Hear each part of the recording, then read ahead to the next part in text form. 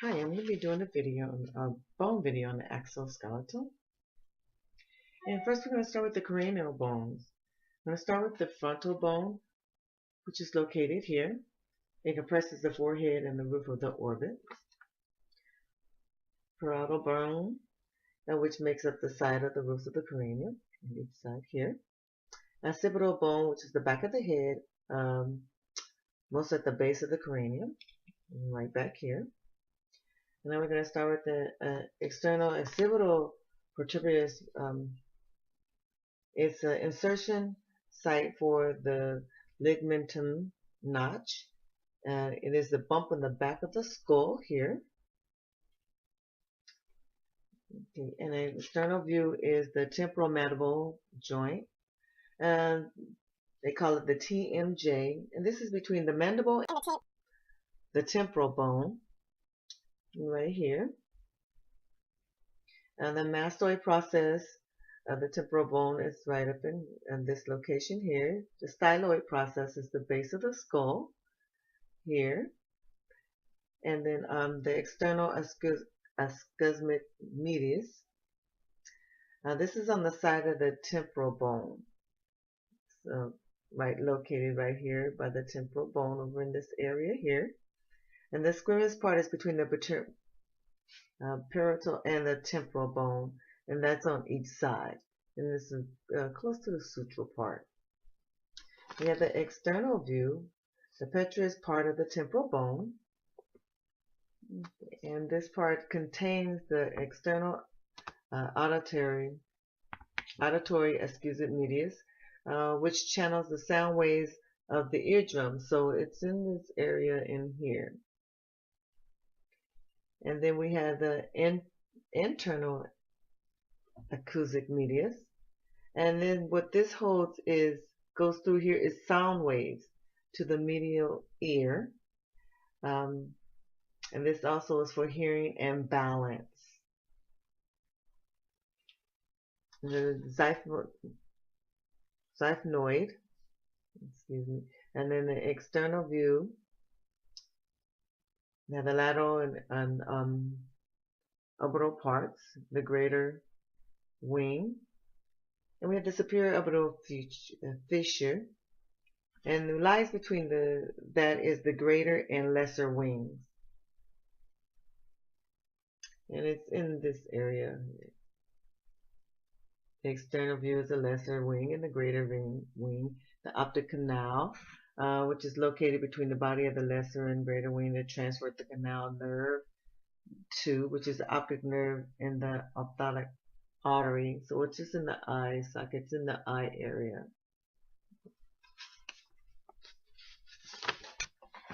Okay. Ethmoid, the internal view is the cresta galli, an attachment site for the meninges that cover the brain. Also the cribriform plate, where passively forms the root of the nasal canal. It's in there, the root here. Okay, and then we're going to do with the sutures. And the sutures, we have the cranial suture. The cranial sutures goes from one side, on each side, here to the skull. The sagittal, which would be in the middle, so we'll start right here in the middle and then we'll go back this way.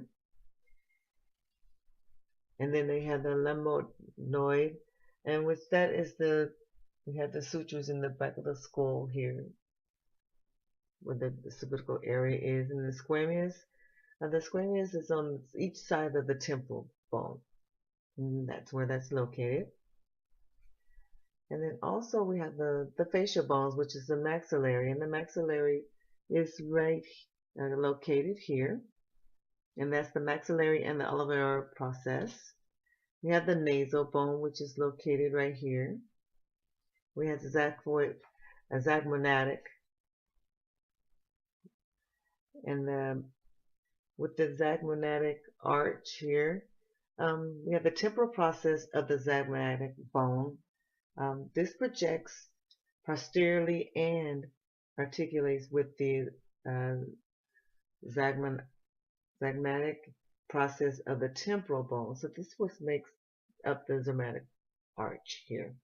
And this is where the zygmatic and then the temporal bone is connects. And the vomoid bone, and the, what this is a spectral collage of the peritoneal plate of the ethmoid. That's located in this area here. The inferior nasal concha. This causes air turbulence, which gives the mucous membrane covering and the bones chance to filter warmer and cool. It's formed parts of the lateral, the nasal walls of the nasal cavity. And then we have the mandible bone. The mandible bone is right in here, in this area here. We also have the body. This is the body of the mandible bone. It's in this area here. We have the angle. The angle is in this location right here. We have the ramus, which is in this location back here. Let me just turn this a little bit here and see that. Okay, and then we have the process, which is the condyle process. Okay, or the conoid process. And the conoid process is this little arch right in between here, and it's a little notch that kind of goes inward. Okay. Let's see, and then we're going to start with the vertebral column. And so with that, I'll just turn that here. We have the thoracic area. Now with the vertebral column, we have two primaries and two secondaries. And the primary will be the thoracic area, and the sacral area will be the primary. The secondary will be the head and the lumbar area. And the cervical vertebrae has 33, and the atlas starts at C1. And what this does is a superior articular faucet or concave, and it articulates with the orbital condyles of the skull, forming an anti-occipital pivot joint. And it starts with the C1 here. And this what supports the head in this area. And so what we're doing is comparing the thoracic and the lumbar vertebrae. Now with the thoracic vertebrae, it looks like the head of a giraffe. You can really see that. And then with the lumbar vertebrae, it looks like a moose. So, but you're not able to see that. So, and the thoracic vertebrae has 12. Spinosis process. And so with the spinosis process, let's see what's in here. This is a pointed area. There's a pointed area in here. And that's spinosis process. And it goes out the vertebrae there. And we have the transverse process. Now, the transverse process is like this little, there's notches on each side here, the vertebrae.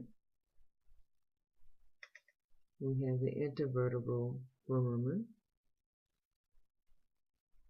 And that is the notch that's inside this area here between the body, which this is the body here.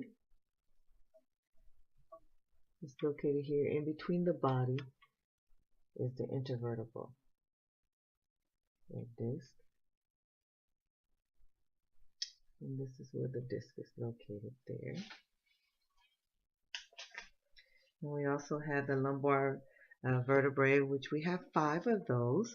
And with those, within that we have the sacrum. And the sacrum is between S1 and S5. The sacrum is right here. There are like 4 pairs. on each side. This is the sacrum here. And then below that we have the coccyx. And the coccyx is like a tailbone, and it's located right here in the tailbone. Okay. And next we have the sternum. In the sternum we have the mandible.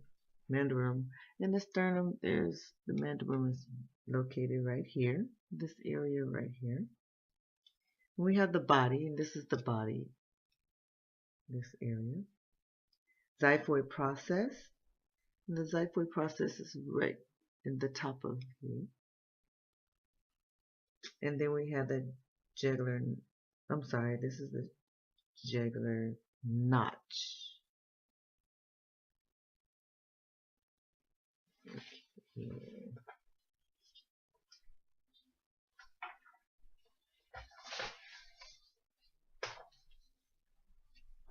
This is a jugular notch that's located here, and right here is the xiphoid process. And this is the body here. Okay, so the xiphoid process, the jugular notch, the body, and then we have the mandible, and it's right here. Okay. Next we have the ribs, and within the ribs we have true ribs, we have false ribs, and we have floating ribs.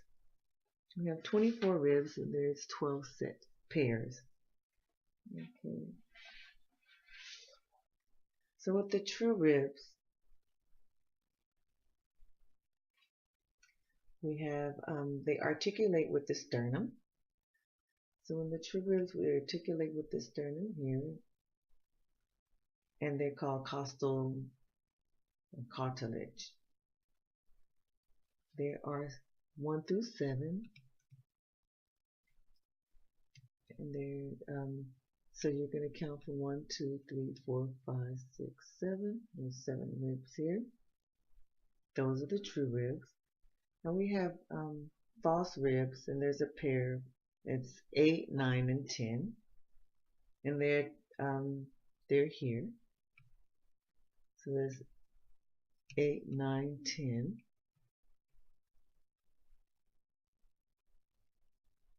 And they attach to each other. They cartilage to the 7th pair of ribs. And for this reason, ribs 8 and 10 are called vertebral bronchidal ribs. And 11 and 12 are called floating ribs because they are anterior and ends don't attach. They don't attach to the sternum. Let's see here. They don't attach to the sternum. And 1 and 2 are atypical, in that they are shorter and shaped differently than the other typical ribs, which are 3 through 9.